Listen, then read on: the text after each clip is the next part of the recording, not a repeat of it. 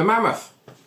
Yes, it's gone. So for those of you that have worked that out through the comments and my last bench video, I did sell it. Now I'm going to go through this video the reasons why, obviously, as per the title, and that's down really to price and cleaning. So you might think, well, that's a bit strange because you bought it. I bought it, had it a year or so. And why would you then all of a sudden decide after you've bought it that price was an issue? You've paid for it, right? Well, let's get into it first. It's in the UK here with all the electronic servos, best part of £1,600, which is a hell of a lot of money. And it's still grated on me, and I wanted one for a long time, never thought it'd happen. I feel a bit guilty about selling it actually, because Andrew helped me, not financially necessarily, but movement of the different motorbike, and you'd have to watch the unboxing video to understand that, but I do feel a little bit guilty. But yeah, it had to go for me. Do I regret selling it? A little bit. Would I sell it again if I was in the same position? Yes, I would. So it was, for me, it was the right thing to do. So the price, I built it, got excited, amazing. The build videos are still getting in quite a few, decent views actually. When I look at the analytics of the channel, I think at least two of the build videos are getting more views every month, every 28 days, than videos we're doing now. So it was a popular rig. And people loved it, and I think people are a bit gutted that I've sold it, and Steve from RC Crawlers Mid Wales and Andrew keep giving me stick. Why you sold it, but again we'll go into the reasons. So the price and the cleaning go hand in hand. Where we run the trucks, because we haven't got beautiful scenery like Wales here in Hertfordshire and Bedfordshire, it's woods. We've got one hill and one kind of marshy area that looks quite scale. Apart from that, we're in the woods, and it's water and mud and nasty stagnant water that just sits there and just stinks. So to make the videos look kind of interesting, you end up running them in the wet, and it often is wet in the UK and muddy. And cleaning the Mammoth is an absolute pain in the rear end, totally and utterly. The way it's built, it's like the two chassis rails that go together, like all the rigs, but it's got a flat enclosed bottom to it all the way down the chassis. So you've had this little channel which I didn't think about, and when you drive through mud or water, this channel just fills up, and of course the raw water runs away because there's a few drain holes in it, but all the mud and the crud and everything and nasty bits just stick in there and stick into the axles. The only way to get in there is to pretty much take the whole rig apart. So you have to take the cab off, and you got all the wiring going through the back of the cab, and there is a lot of wiring on it through the servos and everything. And to drop the axles out, you have to take the drive shafts out the side and then drop it out the bottom. It's doable, don't get me wrong, but it got to a point where the cleaning for me, I didn't want to just sit there and let it get dirty. A 1,600 quid's worth of rig sat there festering after a mud run, and I cleaned it twice, I think. Took it completely, stripped it apart, and it's a pain to work on in terms of its size as well. So on my bench, trying to lift it up, move it, and it's a pain. That's something you need to focus on. Now I will talk about positives of this rig. I'm not running it down at all because it was amazing. So this is just my opinion for me and the way I run it. I like to get my rigs dirty and muddy, and I was therefore thinking twice about using it and not taking it out. So I'd look at it on the shelf and feel a bit nauseous about the money I'd spent on it that's sitting there, and thinking I haven't run that in however long. I'd go and take the MC or one of the 1/10 rigs instead, and when I would use it, I'd sit there and think, oh, I don't really want to go through that puddle. It'd look great on video, but I did it. But it was always on my mind afterwards. I was thinking about it. Not sleepless nights or anything, but it was a consideration for me, and therefore thinking, well, what's the point? The changing tipping point for me was going to Wales. where the first trip I did to Wales last May in 2020, and I used it in the stream. There's a video I shot of it on its own with the GoPro going through the stream, and that was the kind of pinnacle for me. That was the best footage I was ever going to get of it, and the dream I had about it, running it in water in this beautiful countryside. And I'd done it and come back from Wales, and that was a bit of a come down because it's such a nice place to run rigs, and it's, you know, compared to here, I lost my mojo a little bit. But I also sat there and thought, I can't top that, I can't make it better. And I'd done with it what I wanted to in a fairly short space of time, sure. And it just, yeah, I thought, well, I took it out a few times and thought, yes, it's still amazing. But I just thought that I'm not enjoying this as much as I thought I would. I have that bit of a personality in that I really want something and I get it, whether it's expensive or not. And it's like, okay, after 5 minutes, I get a bit bored and it's move on. So why didn't I sell the MC6? Well, the MC6 is the first rig I've ever put together, the first kit I've ever built, so it's got a special place in my heart. It's much easier to maintain and it's much cheaper. So it's paid for, it wasn't that expensive, you know, half the price, still expensive, half the price of the Mammoth, and it's much easier for me to maintain. Also, bits are easier to change if I leave the crown gear and it's a bit rusty or whatever and I need to change it, then it's not really too much of an issue, not compared to the Mammoth anyway.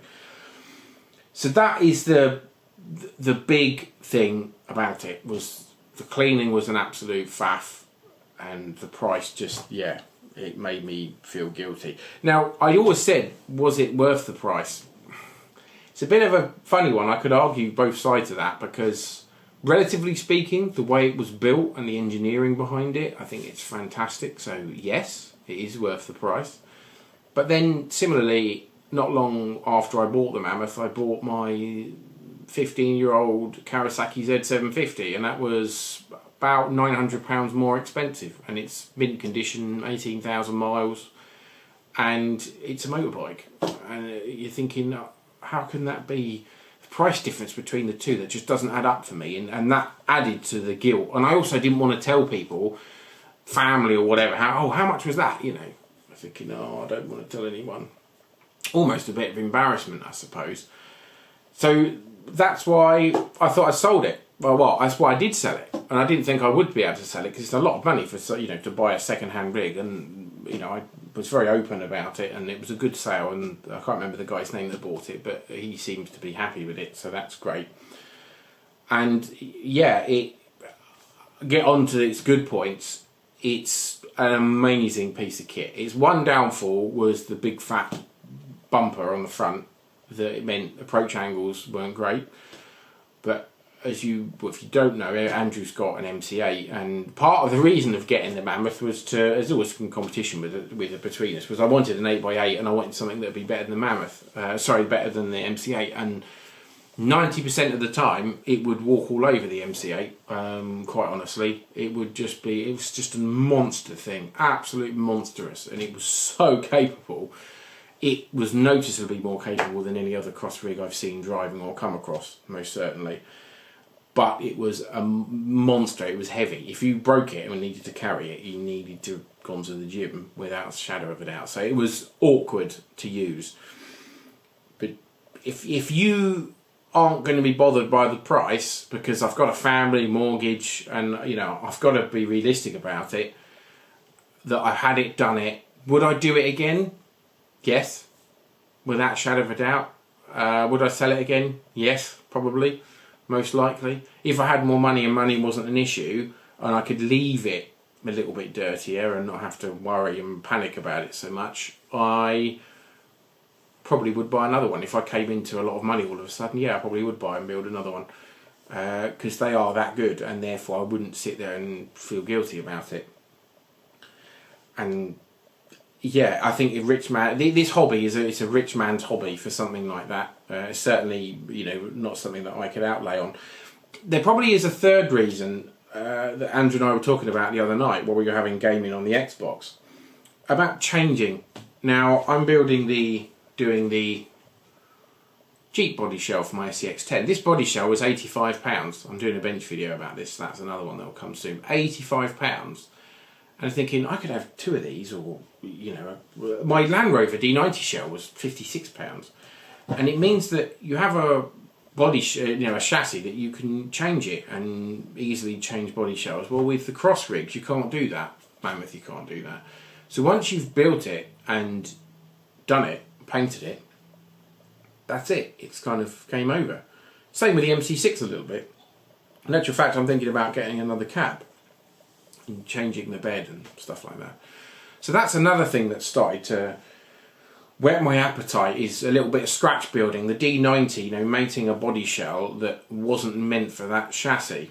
And I really enjoyed that. It was pushing it a little bit. Whereas building the kit, a Cross kit, do it fairly quickly. Then most of them are not that hard. And it's a lot of money. Whereas I could get more value for money out of the 1/10 rigs. So will I buy another Cross rig? Possibly. I like the idea of HC6 or the HC4, but they're quite expensive again. It's a lot of money. It's £700 plus when you're talking about electronics, and that is a hefty price tag. So don't know. We'll have to wait and see. But yeah, the Mammoth is amazing. It's just brilliant, and I would encourage you to get one. If you don't run it in the wet a lot, you run it in the dry, and also if you don't mind about cleaning it or just leaving it. I mean, if I'd have left it, I don't know what would have happened. Maybe seas bearing, I suppose, and it wouldn't have been too bad. So maybe I was being over the top with it and too cautious. But I'm thinking, this has cost this much, therefore I've got to look after it some more. Whereas the MC6, it doesn't cost that as much, and I look after it still, obviously, but I can be more careless with it and enjoy it a bit more, if that makes sense. So that's why. Let's get talking in the comments. If you've got one, see what you feel. A few people I've spoken to that have got them, I've had this conversation with loosely. They've said, yeah, it's a nightmare to clean, completely understand what you mean, but they haven't sold theirs. So maybe it was me just being a bit of a old woman, I suppose. And also, I spent the money. What did I spend the money on? I don't know if you can see it there. My Xbox Series X, which I use a lot, and that was more useful to me. And again, value for money. So I sold that, sold the Mammoth, spent half the money on that, and then used the other money to bits of, I think, the Landy shell and some other bits I needed for the house. So the money didn't get wasted, in my opinion. I used my Xbox a hell of a lot more than I did my Mammoth. So for me, that was a worthwhile thing to do. That may change, who knows. But yeah, let's get chatting in the comments, see what you think. The new 8x8s that are coming from Cross, I don't know when they're coming, but there's rumours that they were £2,000, or between £1,500 and £2,000. Again, a lot of money. I'm sure they're amazing. Are you going to buy one? What do you think about spending this much money? I know plenty of people do, but what do you use them for? Do you spend that much money and run them in the dry and not run them very much and don't push them very hard and have them more as an aesthetical thing, or do you actually use them as a beastly thing and push them and break them and use them how they're meant to be used? I'd be interested to see what you think. This video is far too long now, I am sorry, but rambling on. Hope you enjoy it. This is the reason why. Anyway, it gets rid of the elephant in the room. Hope you have a fantastic new year. Please keep an eye on the channel. We're going to Wales very soon, so I am preparing rigs, and so is Andrew. We're getting ready, and really, really excited about that. So thanks for your support. Thanks for watching. Let's get this video out there and comment on it, and let's have a good old chat. Take care, stay safe. Thanks for watching. Bye for now.